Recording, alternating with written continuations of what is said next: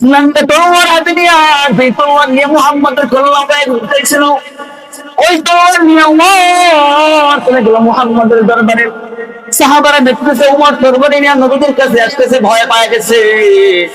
হামজা রাদিয়াল্লাহু তাআলা নবীজির চাচা, তিনিও ভয় পায় গেল প্রথমে, যে ওমর আসতেছে মনে হয় অবস্থা খারাপ করে দিবে, হয়তো মুহাম্মদ রাসূলুল্লাহ হত্যা করবে।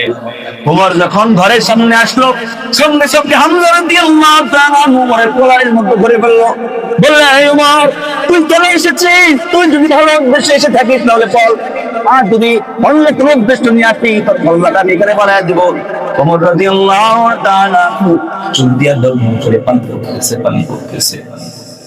উমর বলতেছে, এই উমর এখন মুহাম্মদের কল্লা কাটতে আসে না, কাউকে মারতে আসে না। এই উমর একমাত্র আল্লাহর সন্ধান পেয়ে গেছে। এই উমর ইসলামের সত্যতা পেয়ে গেছে। উমর এখন মুসলমান হতে চায়। যে উমর একটু আগে নবীদের কল্লা কাটতে চায়, এই উমর এখন হেদায়েত পাওয়ার জন্য উমর মুসলমান হতে চায়। উমর বলে, ও নবী, আপনি আমারে মুসলমান বানায় দিন, আমি জাহান্নামী হতে চাই না, জাহান্নামী হতে চাই না। ও নবী, আমারে মুসলমান বানায় দিন। ওমর ফারুক রাদিয়াল্লাহু তাআলা আনহু একবার চিন্তা করলেন, আমি আমাদের বাপ-দাদা ধর্ম, আমাদের সংস্কৃতি, আমাদের কৃষ্টি কালচার মানতে যে বাধা দিচ্ছে, এই মুহাম্মদকে আমাদের ভালো লাগে না। এই মুহাম্মদকে দুনিয়ার জমিন থেকে সরিয়ে দেওয়া যায়, এই মুহাম্মদকে যদি দুনিয়ার জমিন থেকে সরিয়ে দেওয়া যায়, তাহলে আমাদের পথের কাঁটা সরে যাবে, আমাদের কেউ বাধা দিবে না। এই মুহাম্মদকে এখন সরাতে হবে, এখন সুযোগ। এই কথা চিন্তা করিয়া ওমর রাদিয়াল্লাহু তাআলা ডাঙ্গা তলোয়ার নিয়ে হযরত মুহাম্মদুর রাসূলুল্লাহ সাল্লাল্লাহু আলাইহি ওয়াসাল্লামের বাড়ির উদ্দেশ্যে রওনা হয়। প্রতিমধ্যে একজন সাহাবী হযরত নাঈম, তার সঙ্গে দেখা হয়ে গেল। নাঈম ডাক দিয়ে বলে, ও ওমর, কোথায় যাও, কোথায় যাও, কোথায় যাও? ওমর ফারুক রাদিয়াল্লাহু তাআলা ডাক দিয়ে বলে, ও নাঈম, বর্তমান আমাদের জামানায়, এই জামানায় একজন মানুষ ছিল আমিন বিশ্বাসী, এত ভালো মানুষ ছিল, 40 বছর পর্যন্ত এত সত্য কথা বলতো, এত বিশ্বাসী, যাকে আমরা অন্তর থেকে মুহাব্বত করতাম। এই মানুষটা এখন আমাদের বাপ দাদার ধর্ম পালন করতে নিষেধ করছে। এই মানুষ গুনাহমুক্তির বিরুদ্ধে কথা বলতেছে। এই মুহাম্মদকে দুনিয়ার জমিন থেকে সরাই দিতে হবে, কারণ তার ইসলাম আমাদের ভালো লাগে না। সেই ইসলামের কথা কয়, যে আল্লাহর কথা কয়, ওই আল্লাহকে ভালো লাগে না, ওই ইসলামকে ভালো লাগে না। এটা মুহাম্মদের বানোয়ার কথা, মুহাম্মদ বানায় মনে করেছেন। আলহামদুলিল্লাহ। নাঈম রাদিয়াল্লাহু তাআলা ডাক দিয়ে বলে, ও ওমর, তুমি তোমার ঘরের খবর নিয়ে দেখছো নাকি? কই, কি হয়েছে আমার ঘরে? তোমার ঘরে তোমার বেগুনিমতি, তোমার বোন, ওই মুহাম্মদ, যে মুহাম্মদের কল্লা কেটে দাও, ওই মুহাম্মদের কল্লা কাটার আগে তুমি তোমার বেগুনিমতির খবর নাও, বোনের খবর নাও, কারণ ওই মুহাম্মদের ধর্ম ইসলাম, ওই মুহাম্মদের আল্লাহ, ওই মুহাম্মদের কিতাব কোরআন তাকে তোমার বোন গ্রহণ করেছে, তোমার বোন মুসলমান হয়ে গেছে। আগে তুমি তোমার ঘরের খবর নাও, তারপর বাইরে যাও। এই কথা শোনার সঙ্গে সঙ্গে কুমুরের মাথা কাছে গরম হইয়া ওমর রাদিয়াল্লাহু তাআলা সঙ্গে সঙ্গে জলদি করিয়া যায়, জলদি করিয়া যায়। ওদিক নিয়ে ওমরের বোন আর দক্ষিণপতি আল্লাহর কালাম শুরু করে দিয়েছে। আল্লাহর কালাম পড়তেছে, আল্লাহর কালাম পড়তেছে। ওমর রাদিয়াল্লাহু তাআলা ঘরের কাছে যায়। ওদিক দিয়ে শুনে কোরআনের আওয়াজ ঘুরে শোনা যায়, কোরআনের গুনগুন আওয়াজ শোনা যায়। ওমরের উপস্থিতি টের পেয়ে ওমরের বোন সঙ্গে সঙ্গে ওই কোরআনের পৃষ্ঠাটা লুকায় ফেলছে, তার ভগ্নিপতিকে লুকায় দেওয়া হয়েছে, আড়াল করে দেওয়া হয়েছে। ওমর সঙ্গে সঙ্গে এসে বলতেছে, ও আমার বোন, আমার বোন, তুমি এত কি করতেছিলে? আমি শুনলাম তুমি নাকি মুহাম্মদের ইসলাম গ্রহণ করেছো। ও বোন, সত্য কথা বলো। বলে হ্যাঁ, আমি এক আল্লাহকে বিশ্বাস করি, আমি মুহাম্মদের কালেমা পড়েছি, মুহাম্মদের উপর নাযিলকৃত কুরআনের উপর ঈমান এনেছি, আমি এক এক আল্লাহর ইবাদত করি, এক আল্লাহকে মানি।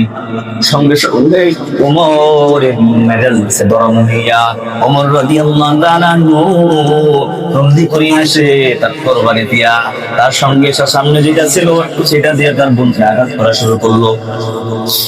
আঘাত করতে করতে তার বোনকে এত পরিমাণে আঘাত করতেছে, রক্ত পড়তেছে, ক্ষত বিক্ষত হয়ে গেছে। তারপরেও তার বোনকে মারতেছে ছাড়ছে না। এক পর্যায়ে বোন যখন বেহুশ হয়ে যাওয়ার মতো তার বকনি শুরু করছে। তার বকনি ডাক দিয়া কয় ওমর, তার বোন ডাক দিয়া কয় ওমর, তুমি যদি আমাকে মারতে মেরেও ফেলো, আমি এক আল্লাহর উপর যে ঈমান এনেছি ওই ঈমান আমি নষ্ট করব না। আমি ওই আল্লাহর উপর ঈমান এনেছি, মানে আমি ওই আল্লাহর উপর ঈমান নিয়ে মৃত্যুবরণ করব। তুমি যদি আমাকে মেরে ফেলো কোনো অসুবিধা নাই রে ওমর, কোনো অসুবিধা নাই। হযরত ওমর চিন্তাই করে গেলেন, আমার মায়ের পেটের বোন, কলিজা টুকরা বোন, যাকে আমি আদর করি, আমার বোন যাকে আমি মারলাম, শরীর থেকে রক্ত পড়তেছে, ভাই বোনের মুহাব্বত। ওমর চিন্তিত হয়ে গেল, আমার বোনরে আমি মারলাম, শরীর থেকে রক্ত পড়তেছে। আসলে কি এমন জিনিস তারা ঈমান এনেছে, কি এমন জিনিস তারা গ্রহণ করলো, কি এমন জিনিসটা পাইলো যার কারণে তারা মায়ের গায়ে রক্তাক্ত হয়ে গেছে। তারপরে ছিল না, কিন্তু দেখা দরকার, আমারই তো বোন, সে তো আর ভুল পথে যাওয়ার কথা না। বলতেছে, ও বোন, ও আমার বিনতি, তোমরা কি করতেছিলে দাও, ওটা আমাকে দাও, আমি দেখতে চাই। তৎকালীন জামানায় উমর রাদিয়াল্লাহু তাআলা শিক্ষিত। তৎকালীন জামানায় আরব রাষ্ট্রের মধ্যে ওই সময় 10 থেকে 12 জন বা 15 জনের মতো শিক্ষিত ব্যক্তি ছিল, যারা লিখতেও পারতেন, পড়তেও পারতেন। তার মধ্যে হযরত ওমর একজন ব্যক্তি, তিনি লিখতেও পারতেন, পড়তেও পারতেন। বললো, দাও আমি পড়বো, কি এমন কিতাব, দাও। ওমরের বলে, না, এটা তোমাকে দেওয়া যাবে না, তুমি নাপাক।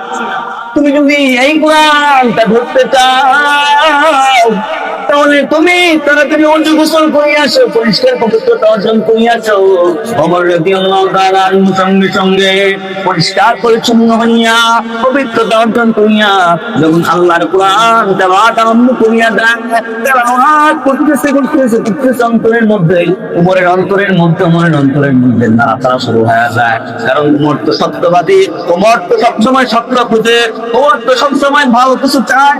ওমর চিন্তা করতেছে, এটা এমন কিতাব মুহাম্মদ কোনদিন বানাইতে পারবে না, এটা এমন কিতাব মুহাম্মদ কোনদিন লিখতে পারবে না, এটা তো একমাত্র আল্লাহর কিতাব, দুনিয়ার কোন বানানো কিতাব নয়। এই কিতাব তো সাধারণ কিতাব নয়, আমার নবী মুহাম্মদুর রাসূলুল্লাহ, তিনি তো একজন নির্দোষ, তাকে আমি হত্যা করতে যাচ্ছিলাম। না, ও বোন, আমি মুসলমান ও বোন, তুমি আমাকে কালিমা পড়ায়া মুসলমান বানায়া দাও। ওমরের অন্তরের মধ্যে ঈমান চলে আসছে, ওমরের অন্তরের মধ্যে হেদায়েত চলে আসছে, কারণ তার মনের মধ্যে সত্য জানার আগ্রহ ছিল। ওমর রাদিয়াল্লাহু তাআলা আনহু তলোয়ার হাতে নিয়ে মুহাম্মদের কল্লায় ঘুরতেছিল। ওই তলোয়ার নিয়ে ওমর চলে গেল মুহাম্মদের দরবারে। সাহাবারা দেখতেছে ওমর তরবারি নিয়ে নবীর কাছে আসতেছে, ভয় পেয়ে গেছে। হামজা রাদিয়াল্লাহু তাআলা নবীর চাচা, তিনিও ভয় পেয়ে গেল প্রথমে, যে ওমর আসতেছে, মনে হয় অবস্থা খারাপ করে দিবে, হযরত মুহাম্মদ রাসূলুল্লাহ হত্যা করবে। সবাই ভয়ে কাঁপতেছে, ওমর আসতেছে, তরবারি নিয়ে ওমর আসতেছে। তখন হামজা রাদিয়াল্লাহু তাআলা বীর মুজাহিদ, তিনার শক্তি অনেক ছিল, তিনি যোদ্ধা ছিলেন। তিনি বলল, কেউ কিছু বলবে না, ওমরকে আসতে দাও। ওমর যদি কিছু করতে চায় তাহলে আমার শক্তি কম না, আমিও দেখায়। ওমর যখন ঘরের সামনে আসলো, সঙ্গে হামজা রাদিয়াল্লাহু তাআলা ওমরের কোলের মধ্যে ধরে ফেলল, বলল, এই ওমর, তুই কেন এসেছিস? তুই যদি ভালো উদ্দেশ্যে এসে থাকিস তাহলে বল, আর যদি অন্য কোনো উদ্দেশ্য নিয়ে আসিস তোর কল্লাটা আমি এখানে বানায় দিব। ওমর রাদিয়াল্লাহু তাআলা চুপ দিয়া দরমন করে পানি করতেছে। উমর বলতেছে, এই উমর এখন মুহাম্মদের কল্লা কাটতে আসে না, কাউকে মারতে আসে না। এই উমর একমাত্র আল্লাহর সন্ধান পেয়ে গেছে। এই উমর ইসলামের সত্যতা পেয়ে গেছে। উমর এখন মুসলমান হতে চায়। যে উমর একটু আগে নবীদের কল্লা কাটতে চায়, এই উমর এখন হেদায়েত পাওয়ার জন্য উমর মুসলমান হতে চায়। উমর বলে, ও নবী, আপনি আমারে মুসলমান বানায় দিন, আমি জাহান্নামী হতে চাই না, জাহান্নামী হতে চাই না। ও নবী, আমারে মুসলমান বানায় দিন। উমর মুসলমান হয়ে গেল। উমর বলতেছে, এতদিন আমি ইসলামের বিরুদ্ধে শক্তিশালী কাজ করেছি, ইসলামের বিরুদ্ধে আমি অপপ্রচার করেছি, এখন থেকে আমি ইসলামের পক্ষে শক্তিশালী প্রচার করব। ও কাফেররা, তোমরা আমাকে যারা ছিল, তোমরা যারা যার যার মায়ের কোল খালি করতে চাও, আমার সামনে আসো, তোমাদের কল্লাটা পালায় নেব। তখন থেকে আমি ঘোষণা দিয়ে দিলাম, আমি ওমর মুসলমান হয়ে গেছি। সে দেখি কার সামনে আসো, আমার সামনে আসো, কল্লা পালায় দেবো। আমি মুসলমান, আমি এক আল্লাহর গোলাম।